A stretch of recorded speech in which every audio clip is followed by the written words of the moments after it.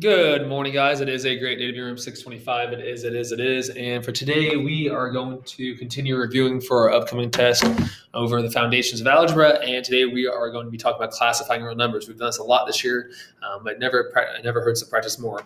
So if you remember, we have two types of numbers. We have real and imaginary, or real and non-real. Everything we're talking about today is real. We're not worrying about imaginary results. So real numbers are the set of rational and irrational numbers. And we'll build up to that. With the most basic sort of numbers we have are the natural numbers, and those are counting numbers. And this is what we talk about in class. If you naturally start counting, get it? Natural counting. If you start naturally counting something in real life, like how many bugs are on the floor, how much money you have, how many apples are on that tree, you would start with the number one. 1, 2, 3, 4, 5. Those are your counting numbers, your natural numbers are there. The whole numbers are the set of natural numbers, so all those numbers, and they include 0. So an example of that would be the exact same thing, just with the number 0 first. 0, 1, 2, 3, 4, 5. So there are your whole numbers.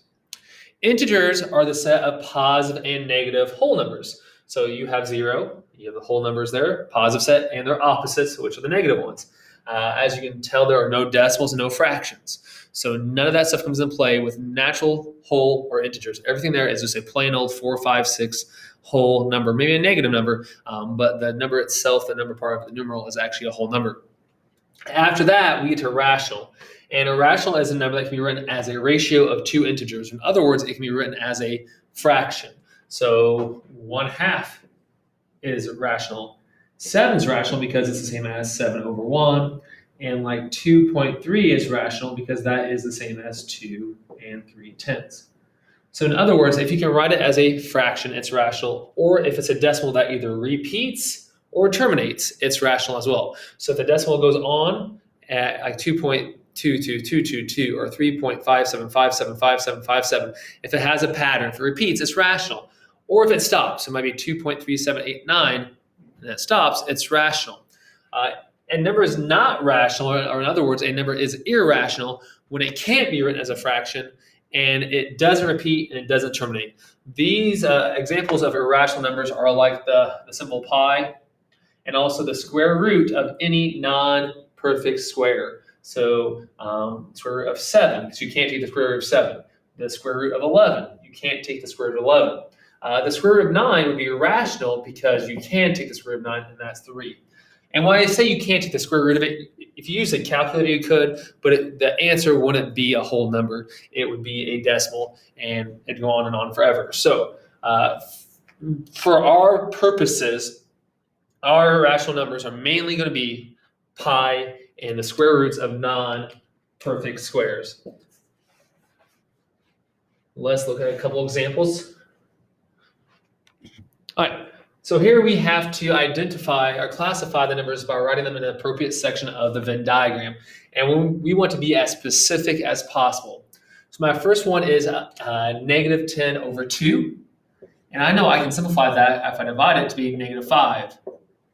Negative 5 is non-natural because natural are 1, 2, 3. Whole numbers include those plus 0. It is a negative whole number, so I represent that in the integer section. The square root of 36 is 6.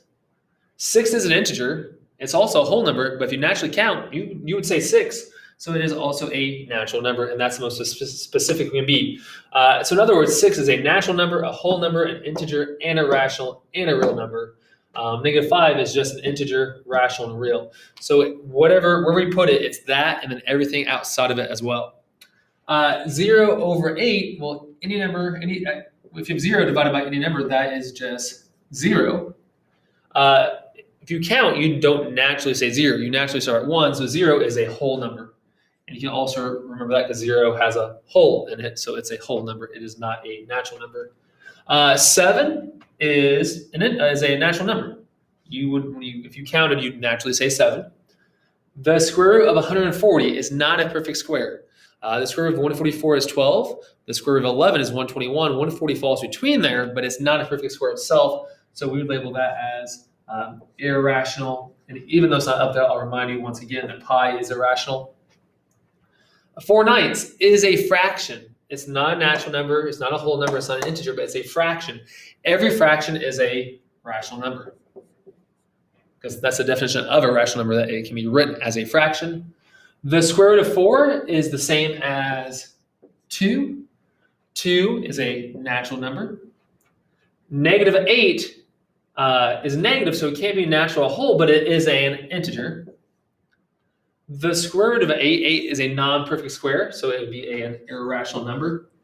And -2.89, since that terminates, it's rational, and it's not a whole number or an integer or anything like that, but it is rational, so I put it in the rational column, 2.89. So there's some examples there. Let's try one more just like that. And this time we are going to start off with 44. One of my favorite numbers because Hank Aaron, the best Brave of all time, best baseball player of all time, or number 44.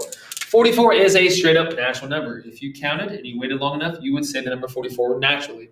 7/3, it is a fraction. And by definition, any fraction is a rational number, or all rational numbers can be written as a fraction. So I would put that right here. The square root of 144 is, I just said on the last slide, 12.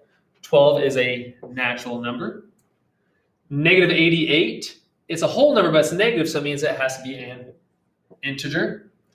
12/2 is the same as just 6. 6 is a natural number. 5 4/10, it doesn't repeat, but it does terminate, which makes it a rational number. And the square root of 24, 24 is a non-perfect square, so it would be irrational. Examples of a whole number would be 0. Any other whole number that's not 0 would be labeled natural, and that would fill in that chart right there. All right. I think this is the last slide right here. Now we have to classify the real number as many ways as possible. So 17 is the square root of a non-perfect square, so we'll label that as irrational. 48/6 is the same as 8. So that is, will you say, it is a, natural number. It's a whole number. It's an integer, and if you remember, we talked about this. Integers are represented by the letter Z. It is an integer. It is rational. And it's also a real, and real numbers have that double R, right there, real numbers. 1/5 is a fraction, which means it's rational, and it's real because it's, so we're working on only real numbers today. Negative square root of 25 will be the same as -5, which means it's an integer, it's rational, and it's real. 25/100, since it's a terminating decimal, would be rational, and once again, it is real. I don't know why I started abbreviating and then changed it to the words, but I did. And it might be hard to see on your computer screen. That is the cubed root of 32. Well, there is no number that you multiply it by itself 3 times. It gives you 32. So just like it's a non-perfect square, that's a non-perfect cube. So this would be irrational and real. And I have to put real on this irrational one as well, because it is real as well. So everything up here is real. It says determine whether the statement is always